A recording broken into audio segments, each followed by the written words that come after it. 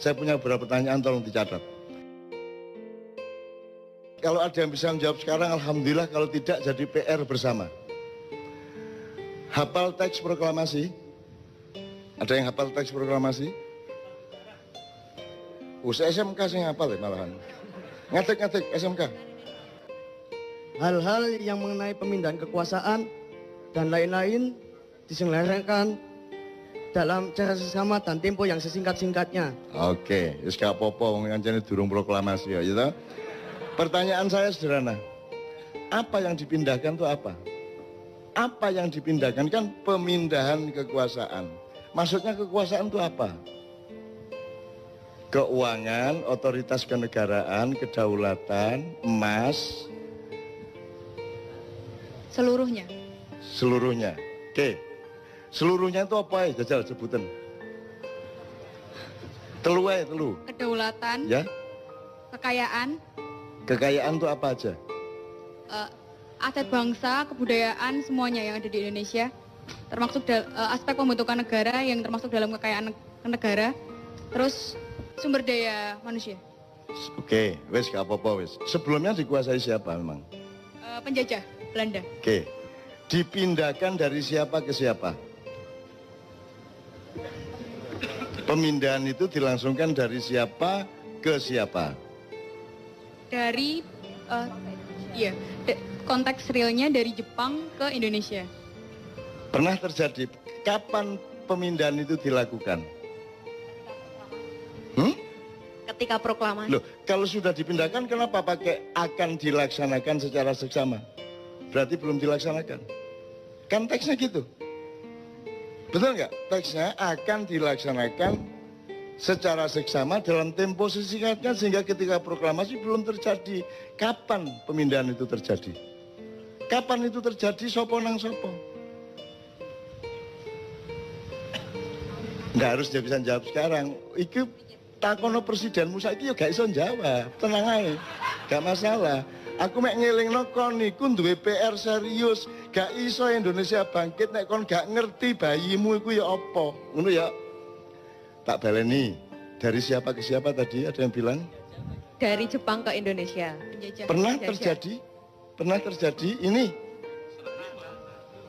Pernah terjadi? Serah terima pemindahan itu? Saya belum lahir, Cak Nur. Lah. Anek jawabannya ngono. Iya, tadi kon kok sholat ping 5. Nah, kok jawabannya ngono meneh kon gurung lahir ayo. Mbah Nun. Engko ya. Mbah Nun nun sewu. Kula nderek tukar pikiran nggih. Iya. Terus ketika Jepang datang ke Indonesia, Jepang menjanjikan akan membantu proses kemerdekaan Indonesia dari Belanda. Sebenarnya yang mau dipindahkan kedaulatan itu dari Belanda ke Indonesia. Jepang itu janjinya mau membantu. Makanya dibikin BPU PKI, Badan Persiapan dan seterusnya. Okay. BPU PKI pada saat itu dia belum bikin secara detail negara ki koyo apa. Sing dibikin BPU PKI filsafat kemerdekaan. Sing dimaksud merdeka itu ya apa? Sehingga akhirnya tersusunlah proklamasi. Belum mikir undang-undang, belum mikir dasar negara, belum mikir struktur kabinet. Sing dipikir waktu itu BPUKI filsafat merdeka. Merdeka itu ya apa? Lah, setelah proklamasi Pak Karno matur tenggene teksin niku mau hal-hal di proses secepatnya dengan seksama. Hal-hal yang dimaksud itu banyak sekali. Bahkan sampai hari ini belum terselesaikan. Jadi setelah Jepang selesai itu kan Jepang kena bom. Jepang wis putus asa katanya ninggalin Indonesia. Itu variabel. Maksud saya kamu tuh menjawab A dulu baru B. Ojo langsung kok ringkes kabeh. Jadi iku kedaden taga pemindahan itu. Pemindahan pemerintahan kedaden. Kapan? Terus di sidang PBB kan aslinya Indonesia kedaulatannya diakui. Ya, tapi pemindahannya dari siapa ke siapa?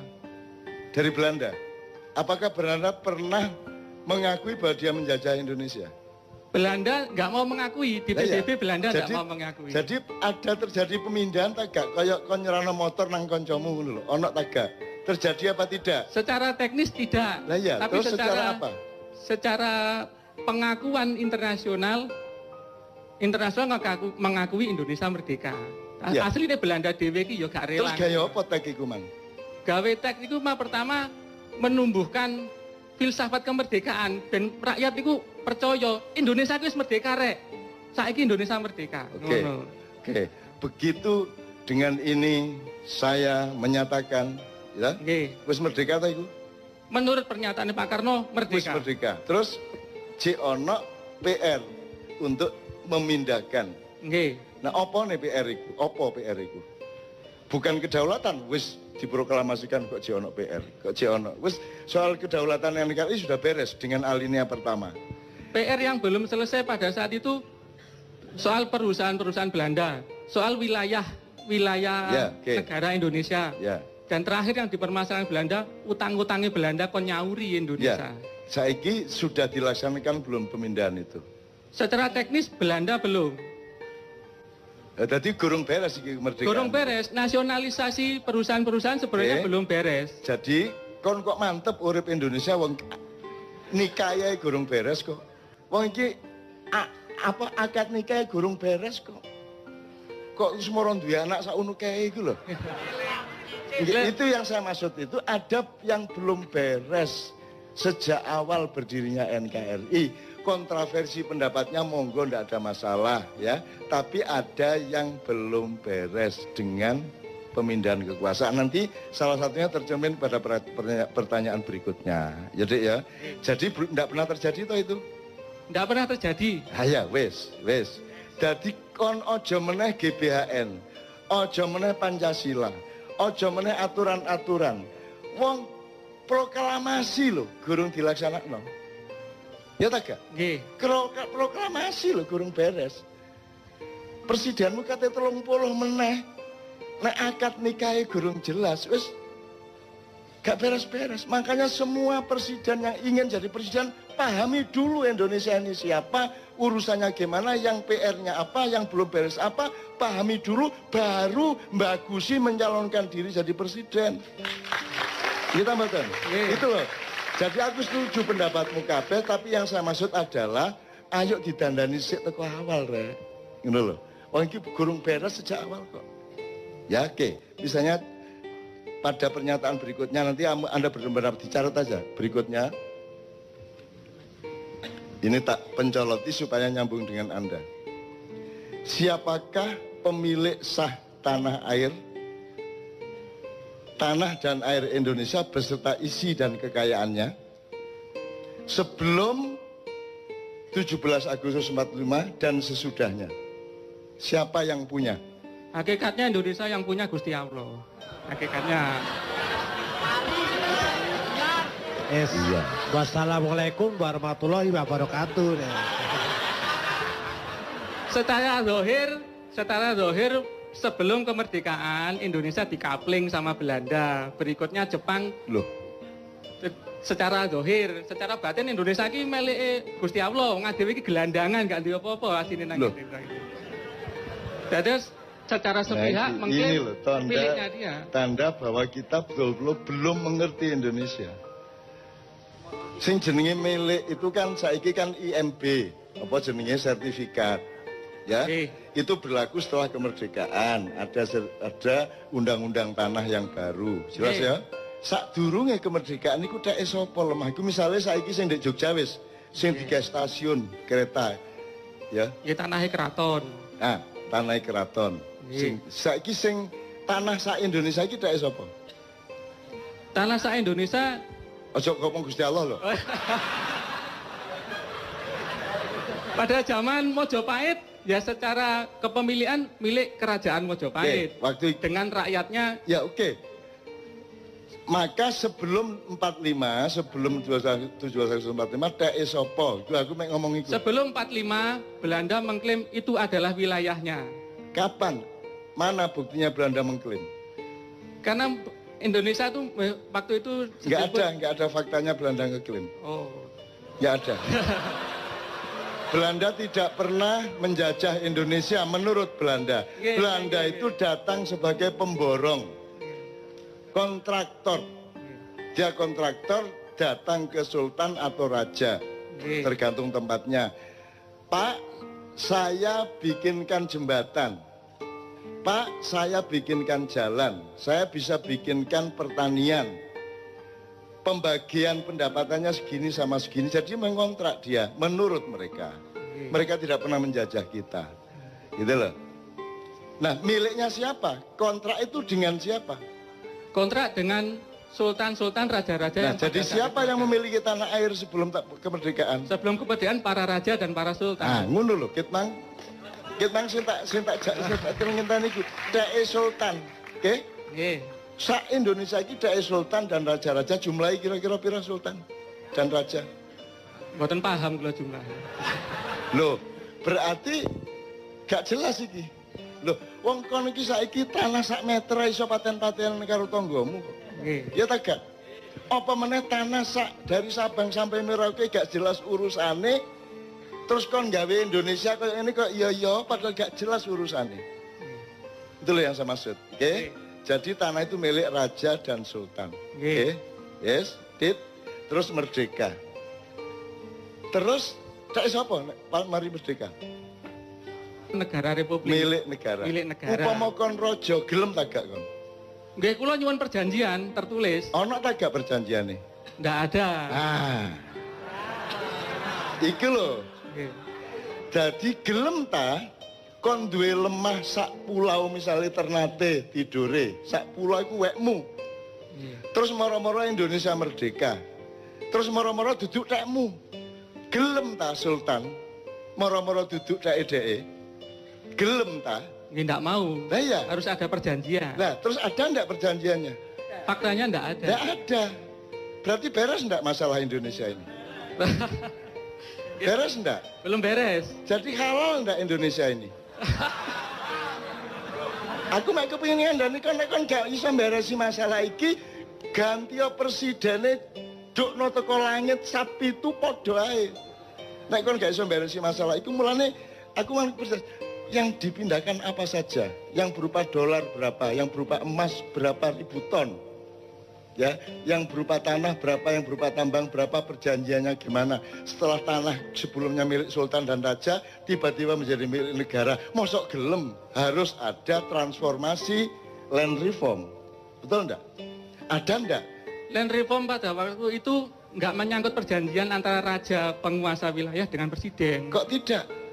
Lah Saya kok juga gelem? nggak paham, saya belum lahir waktu itu. Loh, Jadi aku ngene wae, upama kon dadi sultane, dadi rajane gelem tak gak? kula mboten purun, saya Nah, nggak mau. Terus rumangsamu 124 sultan raja ki gelem ngono. Ya nggak mau. Lah ndak mau. Kalau saya jadi rajanya ya nggak mau. Lah iya. Harus Nah, ada perjanjian. menurut sampean raja-raja Nusantara gelem tak gak? Nggak mau asli nih. Ah, aslinya ndak mau. Ya, contohnya konflik-konflik yang muncul. Makanya terus ngene lho, Dik. Yang kita ini nyari bersama, duduk aku berdebat karo kon. Oh, nggih, Kita nggih. mencari bersama. Golek api. Menurut kon, nek kon sing dadi sultan, moro-moro Indonesia merdeka, terus semua milikmu jadi milik negara. Lilo tagak kon. Mboten rela. Boten. Kan jadi harus ada perundingan iki ya apa transformasi hak tanahnya bagaimana kan gitu. Nggih. Ada ndak? Nggak ada. Ndak ada. Berarti halal ndak ini sekarang? Saya bukan MUI yang memutuskan halal haram. Saya nggak berani jawab. Ngene lho, kon iku nek kate nang doli gak usah nang MUI sik. Kon langsung ro nek nang doli ku haram ngono lho. Mosok halal-haram ngenteni MUI. Begitu tidak sah, tidak logis ya. Curang berarti tidak halal ngono kok dadak MUI sik kon. Nggih, hakikatnya kalau kedua pihak ada sesuatu dan satu pihak merasa tidak terima, berarti itu nggak halal. Hakikatnya begitu. Makanya sekarang diatur ada nggak undang-undang konstitusi yang mengatur peralihan dari haknya sultan dan raja-raja seluruh Nusantara ini kemudian menjadi milik negara? Nggak ada. Nggak ada toh? Nggak ada perjanjian itu. Dadi iki apa iki nyolong ta, ngeklaim ta, ngerampok ta? Ya, Kono ojo melok sedih, ojo melok dikeserang wong kono yo gak melok apa-apa kowe gak salah kok. Loh, saya juga ikut sedih Pak, wong saya pegawai negeri ya. Oke, tapi jelas ya faktanya ya. Jadi beres enggak masalah kelahiran tadi? Masalahnya enggak beres. Ya, beres toh? Beres. Oke, enggak beres. Jadi sejak awal kita itu belum beres. Oke ya? Oke, betul. Oke. Jadi soal pemilikan tanah, tambang semua sebenarnya kan juga tidak ada perjanjian yang jelas. Tidak diatur secara kenegaraan. Saya kan roh, atine rojo-rojo saiki ya apa kira-kira kan gitu? Atine rojo-rojo karepe iku bikin daerah istimewa. Dengan perjanjian-perjanjian baru, mbuh disahno DPR, MPR, Presiden, bikin daerah istimewa. Terus apa kok mek Jogja tok? Sebenarnya raja lain juga sama. Di Aceh kan dulu-dulunya zaman Pak Harto kan ya sempat bergejolak minta istimewa. Apa kok mek loro? Karena yang lain nggak berani mungkin. Oh. Karena untuk dalam tanda kutip melawan kekuatan besar, kita harus punya support yang besar. Nah, raja-raja ini kan supportnya kecil. Oh, jadi untuk mendapatkan hak hidupnya itu harus berani gitu. Loh, yang nggih no, Pak. Oh, berani melawan? Berani melawan penguasa. Penguasa mana? Sing rumangsa menguasai wilayah Indonesia. Indonesia. Berarti penguasa ini penjajah ya, sehingga raja-raja pada takut. Secara psikologis aslinya jajah rojo-rojo. Secara dohir ketoke mengajak saiki jajah taga. Aslinya menjajah. Sip. Yes. Iku sing tak enten itu kon. Dan kon pegawai dari sistem penjajahan itu.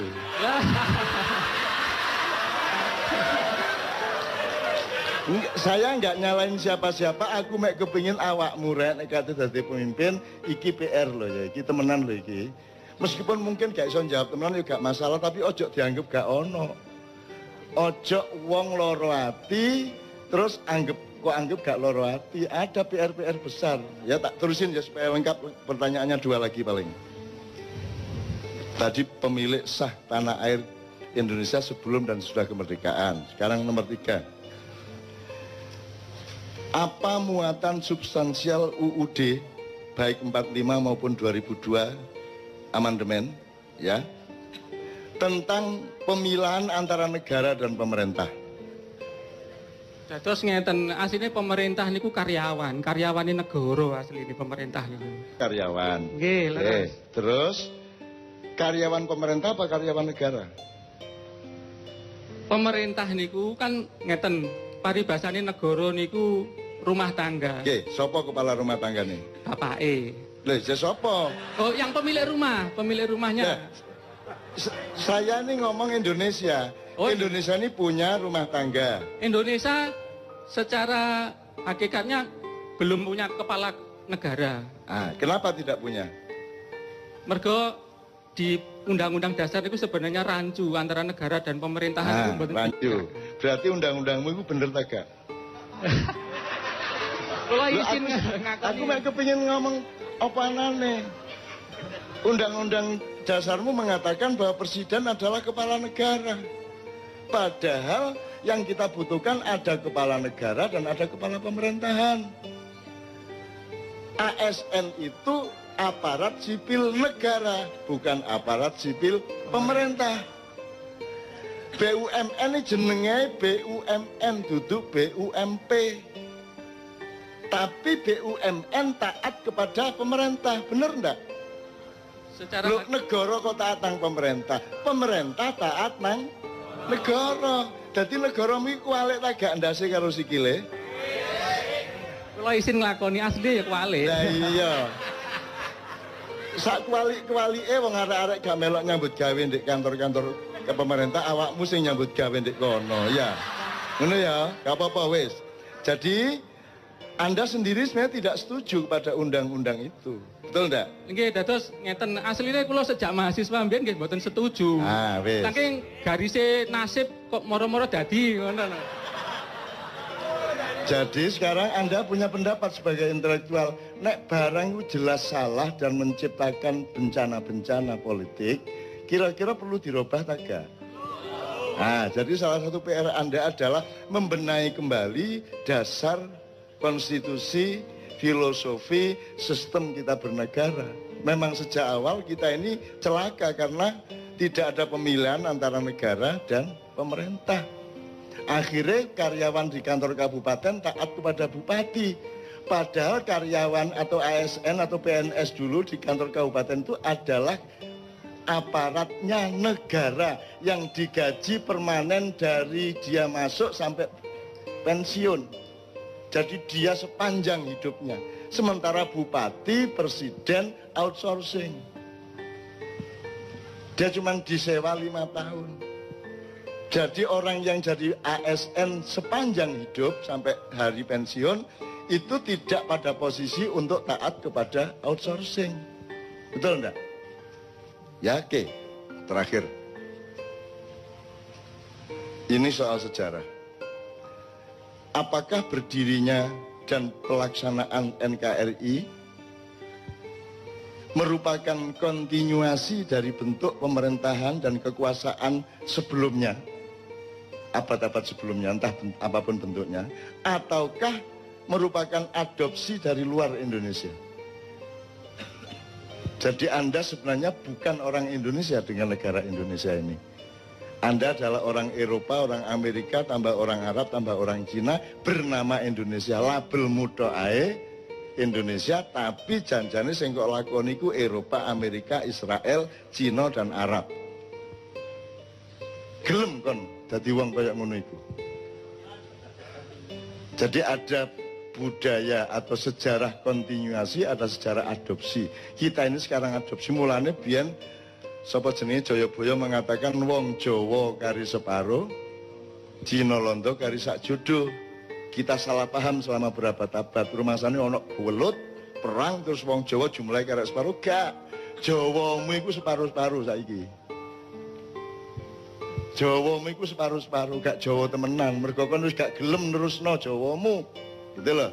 Cina Londo malah dadi sak jodoh, kerjasama. Itu namanya Cina Londo kari sak jodoh.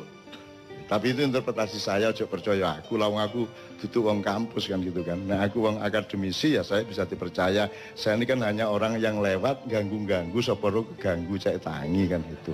Nek perkara gak tangi-tangi ya gak apa-apa, malah tak ilir-ilir cek tambah turunnya tambah angler kan gitu ya. Jadi pertanyaan terakhir tadi jelas. Apakah yang kita lakukan dengan NKRI ini kontinuasi dari yang kemarin-kemarin ataukah merupakan adopsi? Jadi kita ikut wis duduk Indonesia nek kayak ngene iki mek karen-karen tok Indonesia niku. Gitu. Jadi kita nggak meneruskan yang kemarin, kita mencari yang baru termasuk universitas, Pancasila, trias politika dan lain sebagainya. Nanti tolong pelajari nyun sewu ini ngiling noto ae sing sejarah ono sing arek belajar sejarah ndak? Coba Renaissance di Eropa dari Italia ke seluruh Eropa itu abad berapa? 14 sampai 17 awalnya di Italia abad 14. Sebelum abad 14 itu di Eropa namanya abad pertengahan, abad ke-8 dari abad 5 sampai 15 kira-kira ya.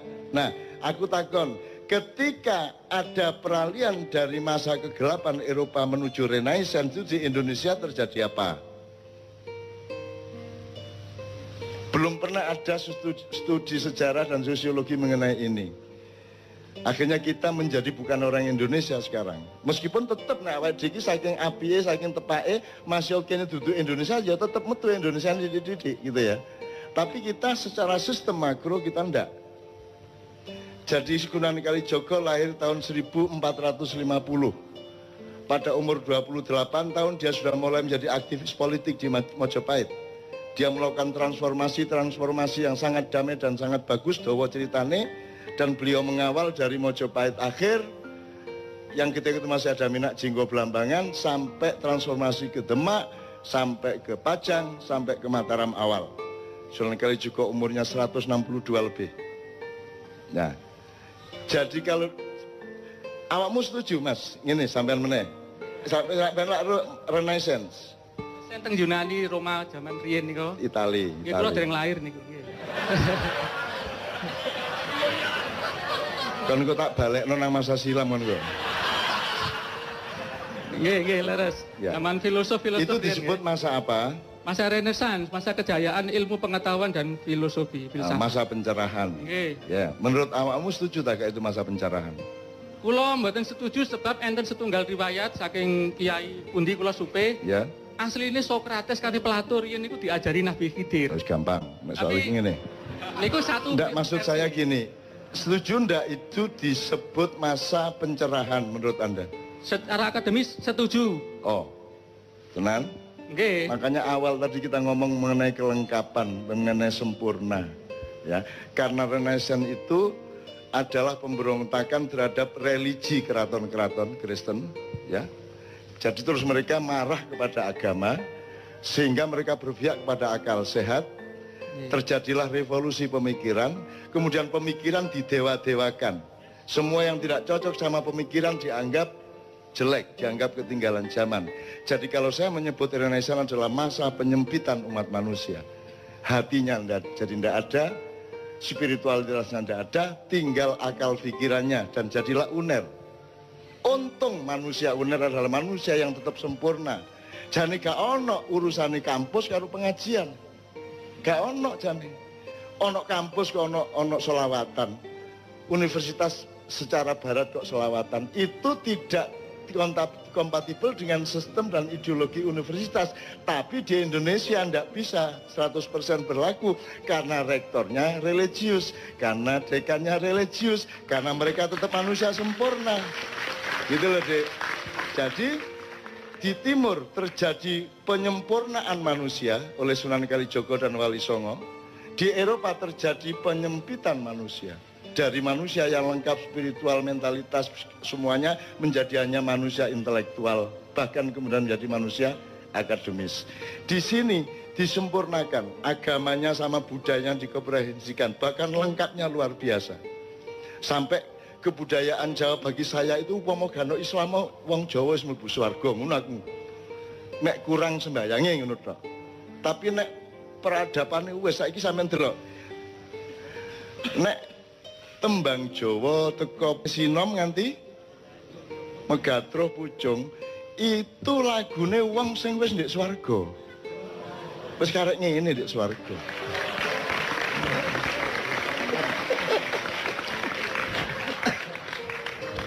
Kon gak iso mbuktekno nek iku salah. Masih aku gak iso mbuktekno nek iku bener. Tapi sing penting lak kon gak iso mbuktekno nek iku salah. Oh iya, ngono lho ya Mas ya. Oke, jadi sekarang mudah-mudahan Pak ini anak-anak ini kita harapkan bener loh mereka ini. Mereka nanti jadi pemimpin mulai 2025 ke atas. Anda urus Indonesia ini bener-bener ya. Anda urus Indonesia bener-bener. Gitu loh Dek. Oke, tepuk tangan untuk cinta masa depan Indonesia.